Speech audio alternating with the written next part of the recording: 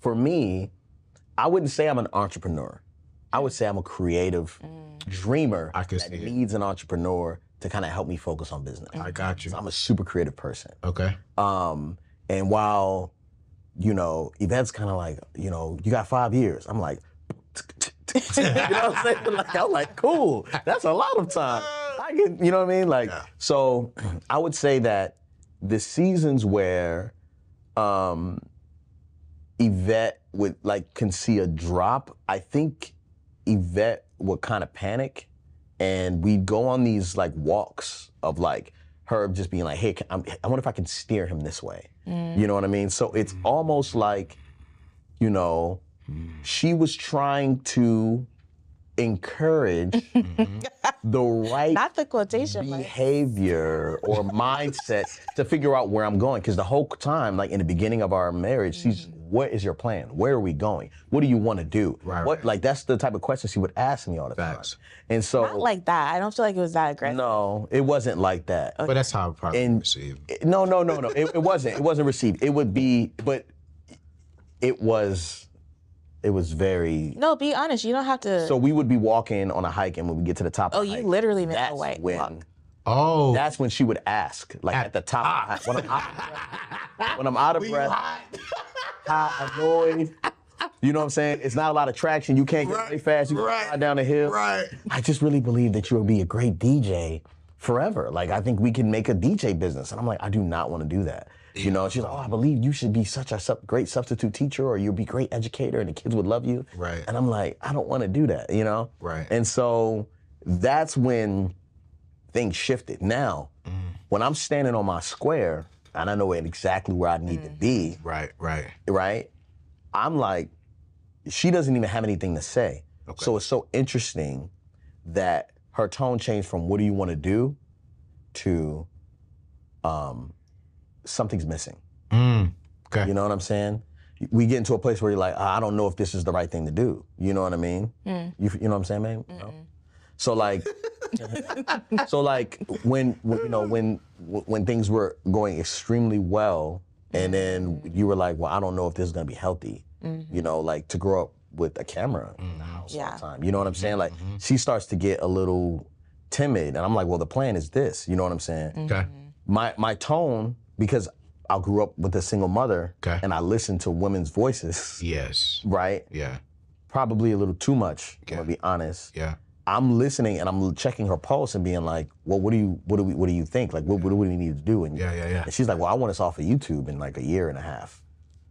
Wow. You know what I'm saying? Like, she was having these conversations with herself because of, she knows what it's like to see a dreamer out of control.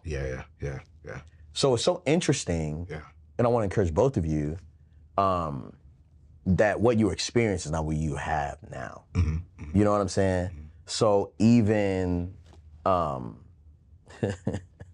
like, even you saying like, oh man, I don't want to, my wife to ever have to worry about, you know, lacking or anything like that. You know what I'm saying? And that's a trauma. You work from that trauma. You know what I'm saying? And we're paying for the things that happened in your past, and I'm paying for the stuff that happened in my past. So it's so interesting how all that childhood trauma is now what we consume. It's where we get our energy from. It's how we stay motivated and all that stuff. So it's been a very interesting season in marriage. This whole time, we've just been learning each other. I mean, let's look at it. 56% of marriages are ending because of that. And my biggest fear is, while my mother, I've always said this publicly, I said my mom is the strongest woman I've ever met. Yvette is the second. Because I've seen the dynamics of them. And my mom would work 3 jobs just to make sure that we had a Christmas. You know what I'm saying? She would work 2 jobs outside of Christmas just so we can eat and go to Six Flags with our church. You know, so I watched my mom work real hard. And I can't say that my dad didn't work hard, but I didn't see him put in as much effort for the family financially wise than my mom, because he was dreaming. He was saying, hey, I'm gonna strike gold over here. And I was like, yeah, but you never struck gold in that kind of way. So I'm like, I don't wanna do that. And I don't want to be married. And then I'm like, she got to work 3 jobs just so our kids can have a good Christmas. I want to put all that weight on me, which I want to bring it to this narrative, because now y'all are here and y'all have just impacted so many family lives. And y'all, they have a course that I think I really want y'all to not think. I want y'all to check out that is so good, because 14 years of marriage, going with 4 kids, building a business, they've learned a lot about marriage that I think we in the dating world should take this course before we get married. And I even think before you even get engaged. What's going on, family? Hey, this show is sponsored by my friends at BetterHelp. This is Anthony ONeal here with a quick question. What are your self-care non-negotiables? You know, those things you never skip, no matter how packed your schedule is. Maybe for you, it's leg day at the gym, or even more crucial, therapy day. When life gets hectic with your projects, kids' activities, and a never-ending to-do list, it's easy to let your own priorities slide. Even when you know what makes us happy, it can be hard to carve out the time. But when you feel like you have no time for yourself, that's when non-negotiables like therapy become more important than ever. If you're thinking about starting therapy, why not give BetterHelp a try? It's all online, making it super convenient and flexible, fitting right into your busy schedule. Just fill out a brief questionnaire and you'll be matched with a licensed therapist who is right for you. And if you feel like you're not clicking, hey, check this out. You can switch therapists at any time with no extra cost. Therapy isn't just for those who faced major trauma in the past. It's also a great tool for those learning positive coping skills, setting boundaries, and becoming the best version of yourself. Thousands of people have found value in it. Just check out their reviews. So never skip therapy day with BetterHelp. Visit BetterHelp.com/AO today to get 10% off your first month. Again, that's BetterHelp, HELP.com/AO. Take control of your mental health and make time for you. You deserve it.